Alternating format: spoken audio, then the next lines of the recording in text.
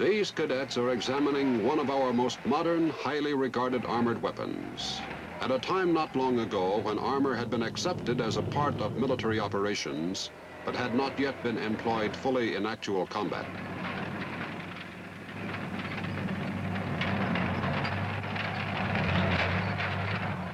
Contrastingly, here are three of today's armor vehicles: the M113, the M60, and the M48.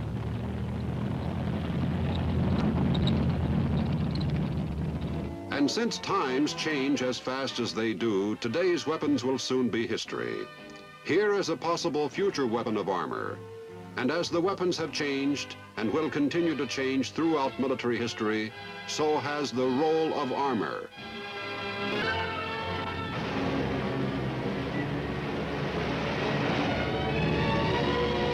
A tank is the most impressive of any mobile ground weapon, and it takes a lot to stop one.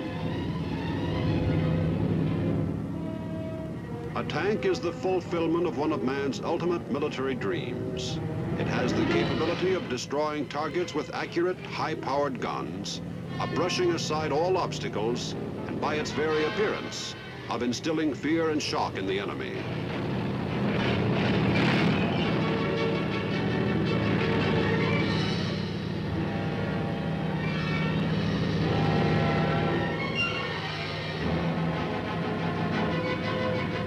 As a facet of armor, the mission of the tank is an all-encompassing one. And today's armor is capable of executing all types of ground combat. It is characterized by the essentials of a tough fighting force: mobility, firepower, shock action. Its role today is vital.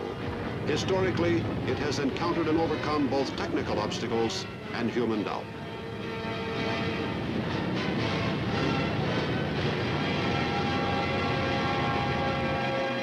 Since the earliest recorded times, man has been striving for armored weapons, a weapon not only for the defeat of the enemy, but for use as protection. In 1456, the Scots invented a wooden cart which encased its crew and protected them from the weapons of the enemy. Since the horse was vulnerable, they went a step further and encased the horse in wood to make it more difficult for the enemy to destroy him. In 1482, the great painter Leonardo da Vinci actually invented an armored car. It was propelled by men turning by hand an offset shaft similar to the crankshaft of today. In 1854, James Cowan developed a steam engine to be used as an armored vehicle. But it was necessary to stop every few minutes and replenish the engine water supply. In 1914, neither side possessed an effective armored vehicle. However, due largely to the perseverance of a British officer, Lieutenant Colonel Ernest D. Swinton, use of armor on the battlefield was adopted. Its main sponsor was the First Lord of the Admiralty, Winston Churchill. Thus, the nautical terms pertaining to tanks, the hatch, ports, and so on. Construction of armored weapons were clothed in secrecy. To confuse enemy agents, the secret weapons were labeled tanks, a term which has remained to this day. Modern tanks were used in support of French infantry for the first time in 1916 in the Battle of the Somme. The American Tank Corps was created in 1917. In the Meuse-Argonne attack, the American 304th Tank Brigade was used in a supporting role. By the end of World War I, tanks had been used by both sides in a total of 91 engagements. Although they played an active role, their potentialities were not realized. For the Americans, its arrival was too recent, and its technical imperfections too obvious to permit more than limited use. It was assumed by tacticians that tanks would always play a secondary role. As one French general said, any infantry would be dishonored, which would subordinate its advance to that of the tanks. The National Defense Act of 1920 assigned the Tank Corps to the Chief of Infantry. The remnant of the Tank Corps was broken up into separate companies and assigned on the basis of one tank company to each infantry division. The early mission of the tanks required that they be slow, that they have great crushing power, and that they be capable of withstanding the weapons of the time. This doctrine affected the development of tanks and left a gap in our military organization. The period between two world wars was one of development and debate. There was sharp disagreement among military men on the future employment of armor. There were those who maintained that the only use for tanks was in a minor or supporting role as an aid to the infantry. And there were those far-sighted men who claimed that tanks employed en masse could produce decisive results. As the debate raged, tank improvements and experiments continued. Tanks such as the Christie, the Mark 8, the T-1 through 5, names in Army history today, were tested, evaluated, retested.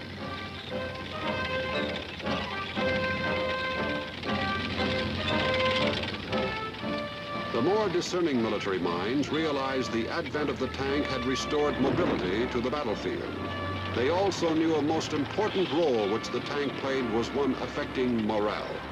The tank shock action, its ability to stun the enemy until his mind is dominated by his emotion of fear and self-preservation, was a weapon which could be used to attack the nerves of an army.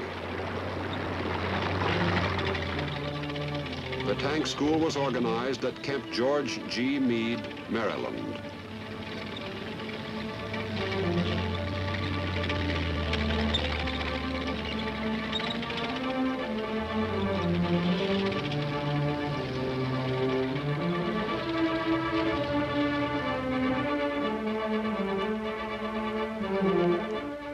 It was transferred in 1932 to Fort Benning, Georgia.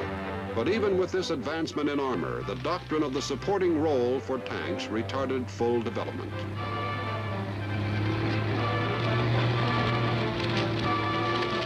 Meanwhile, a former corporal in World War I had emerged from a bloodbath to become the leader of the new Germany. On his 47th birthday, he was treated to an impressive display of military power, built partly in secrecy and forming a potential threat to the peace of the world. In this display, the tank was well in evidence.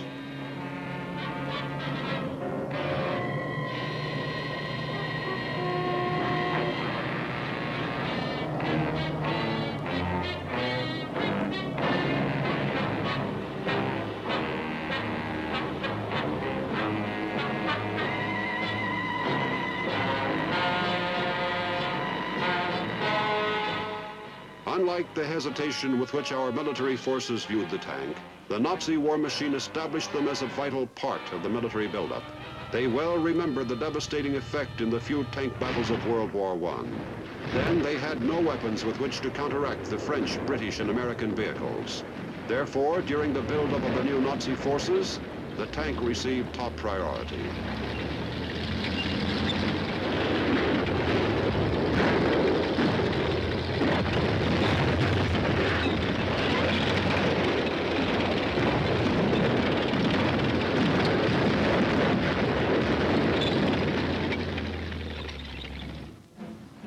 And so 18 years later, it was another story.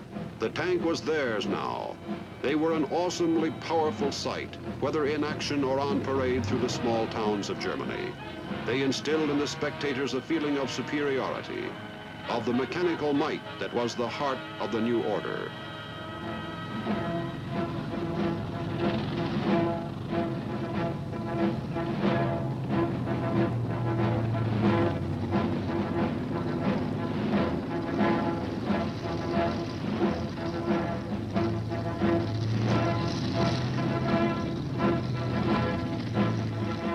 As they stood proudly beside their weapons, each tanker knew he could be called upon at any time to fight and win for Hitler.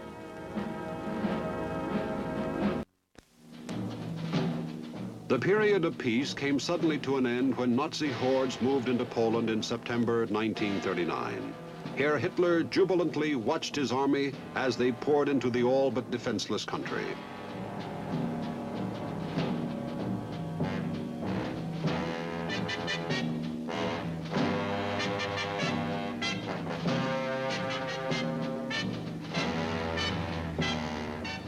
With the invading German army came the tanks. In the beginning of the war, they were held in the rear until a breakthrough occurred. Then the armored divisions were utilized to exploit the breakthrough. It wasn't long before the armored divisions were organized into corps and into an armored army. The Nazi panzer troops were highly trained and efficient.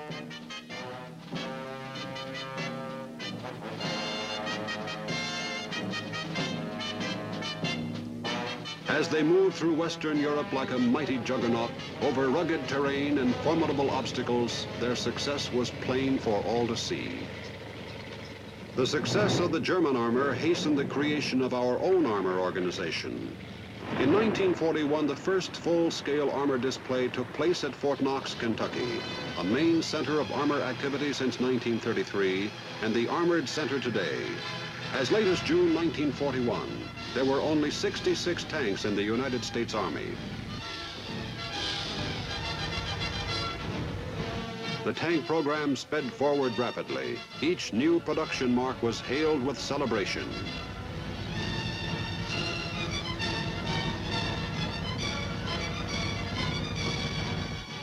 Here, the 1,000th tank made is delivered to the Army, and it called for ceremonies, parades, and displays. Our development in the field of armor had come a long way in a few short months. But even with the vast strides made in relatively little time, it was almost too late. For it was now September 1941. In 90 more days, the Holocaust would commence. The United States entered World War II. The tank, which only a few short years before was considered of relatively minor importance, suddenly loomed large in our plans.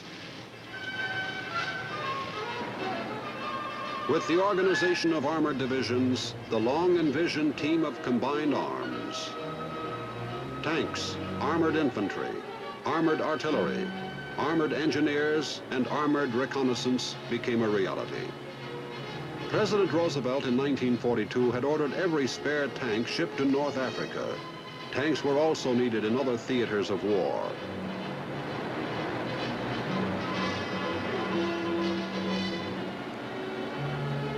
The dispensing of these tanks to all parts of the world was a huge and complex task. The tank was to serve two basic roles. Separate tank battalions were to support the infantry divisions. Armored divisions were to perform independent action. German armor had performed the same two functions in its blitzkrieg through Europe. We met our obligations. These tanks, shipped from the United States to England, are tested for maneuverability before being sent out into battle.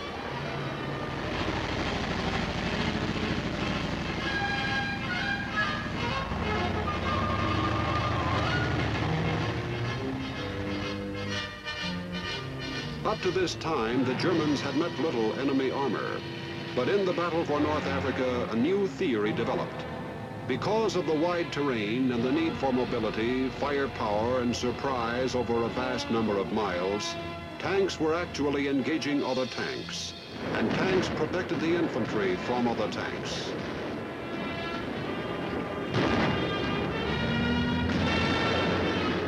It was on the burning desert sands that the tank proved itself, passed the test of essential requirements: mobility, firepower, shock action.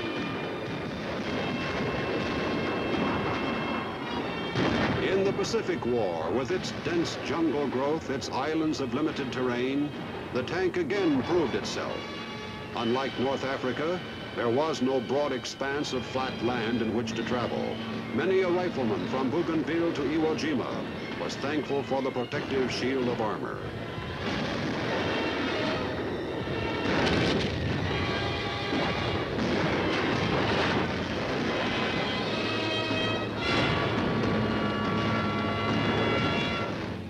To those who believed that the tank was useful only over a broad expanse of territory, it was proved in the Pacific that the tank could maneuver effectively and with a relatively comparable amount of power in limited areas.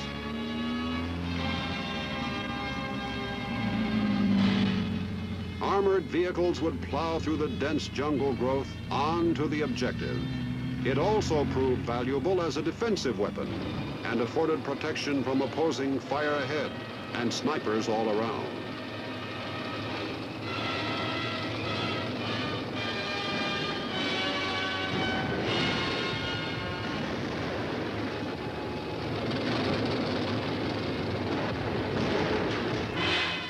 D-Day, the invasion of Europe.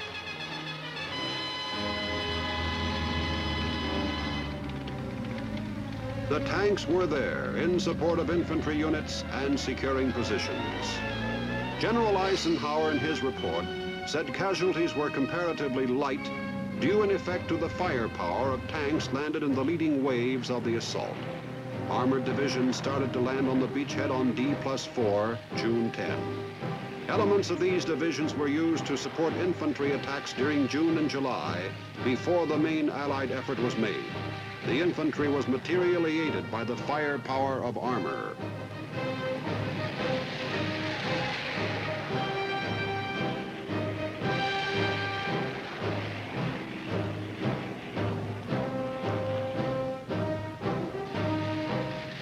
Armor distinguished itself in Europe, as indeed it did in every place of combat in World War II. Few decisive victories were gained in World War II in which armor did not play a part. It proved to be the most effective weapon with which to exploit successes to the utmost. Armor came to be known as a weapon of decision.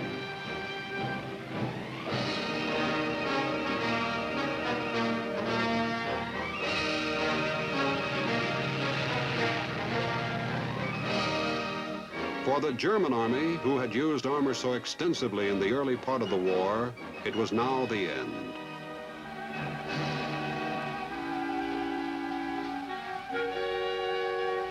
We entered Korea to defend it from the communists with few tanks. The North Koreans were well equipped with Russian-made tanks.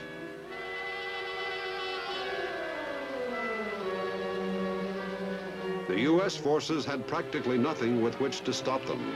A provisional tank unit was quickly organized with the few tanks that were available in Japan. 4 tank battalions were hurriedly shipped from the United States. The tanks were received at Daegu. With the arrival of tank units in Korea, things became more balanced. U.S. tanks, as part of the UN force, swung into action quickly. The North Koreans had made it rough in the early days of the conflict, for they had no opposition. Now they were feeling the brunt of our power. U.S. forces were able to stop the communists and hold them. The establishment of the Pusan perimeter permitted us to build up an offensive force. This was largely due to tank support. During this holding action, maximum advantage was made of long-range direct tank fire and small, hard-hitting tank elements to maintain the lines.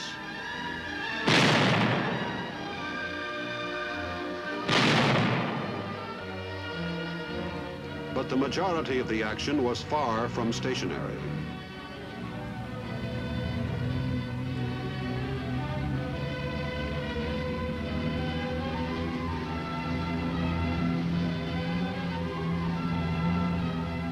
On August 30, 1950, 9 weeks after the communists had attacked in Korea, the 24th Division, supported by tanks, attacks a hill near Pohang.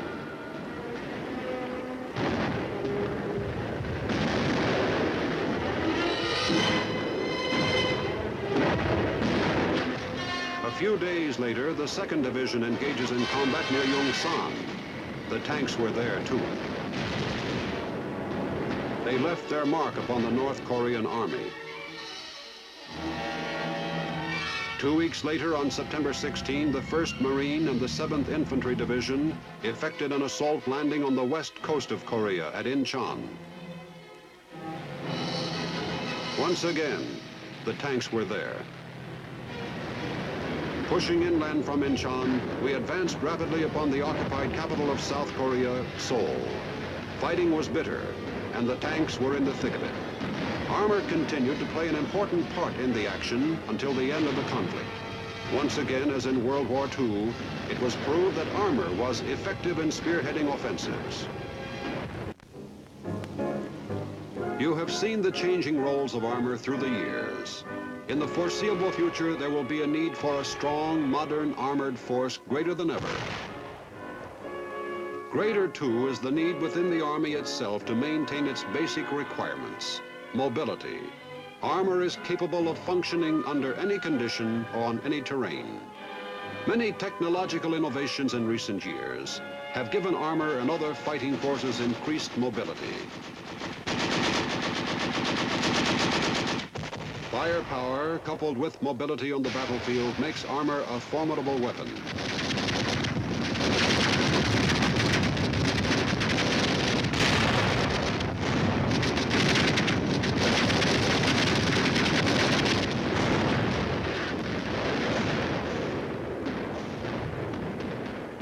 With ever-improving equipment and even more lethal weapons, armor will keep abreast of modern offense and defense.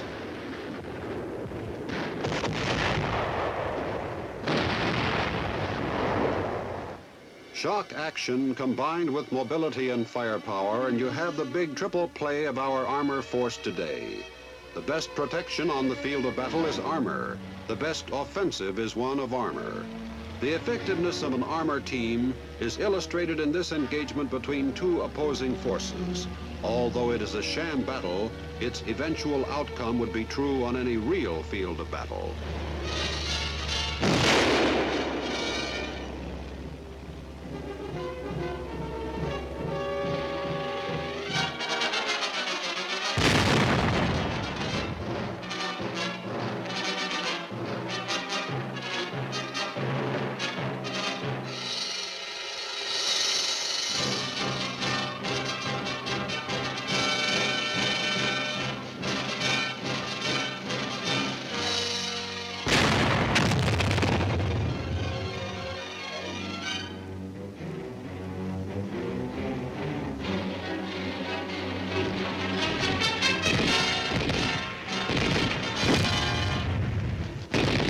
Requirements of mobility, firepower, and shock action apply to the strategy of battle as we have known them in the past. But along with the advances in technology and improvements in vehicles and weapons has come the awesome specter of a new kind of battlefield.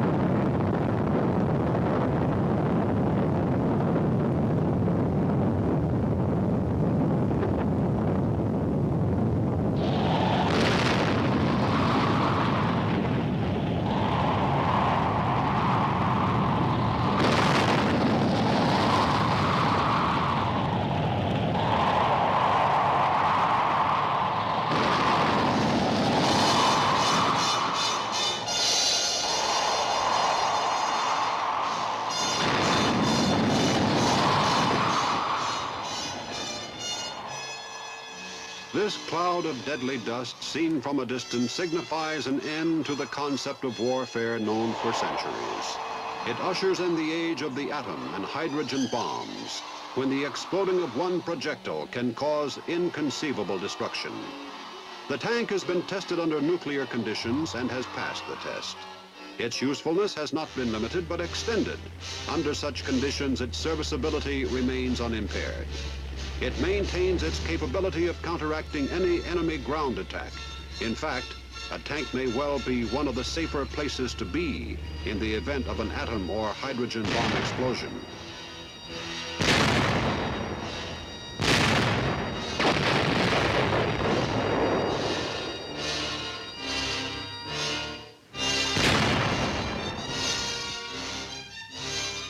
The advent of the nuclear age has the three basic requirements of armor important as never before. It calls for increased alertness and the ability not only to withstand but to employ nuclear power.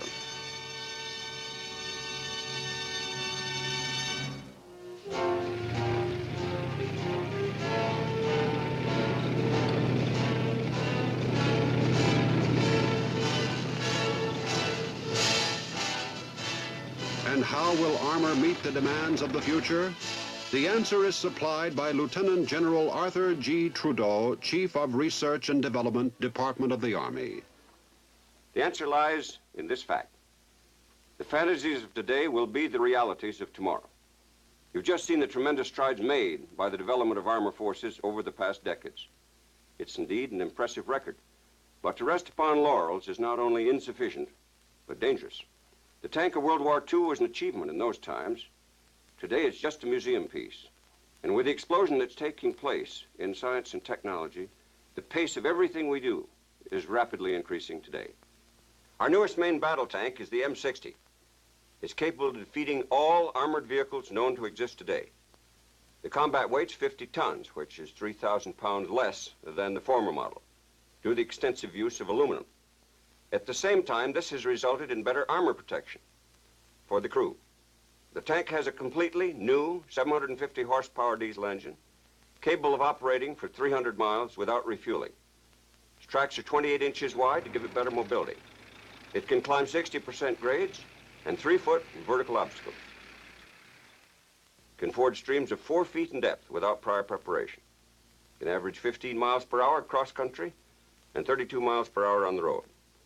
The M60 is armed with a 105 millimeter gun with a much more effective fire control system, a 7.62 millimeter machine gun, and a 50 caliber machine gun, which give it a capability of delivering tremendous firepower against a wide variety of targets. The M60 tank is Armor's 1961 model. As I've stated, it is without doubt the best tank of any army in the world. But in these times of peril, it is wisest to act in the present and think of the future. There's nothing permanent in technology. The Christie tank has become a part of armored history. Soon the M60 will be history. Already, Army research and development is engaged in meeting the future demand for improved armored weapons. With our awareness of today's fantasies becoming tomorrow's realities, the vista of the world hold unlimited promise. New developments are underway to give armor much more speed, mobility, firepower, and although the conception seems at the moment in the realm of science fiction, who could say that someday the flying tank or the flying saucer would not be a reality? Past, present, or future, in the realm of nuclear or non-nuclear combat, the role of armor is and will continue to be a vital one.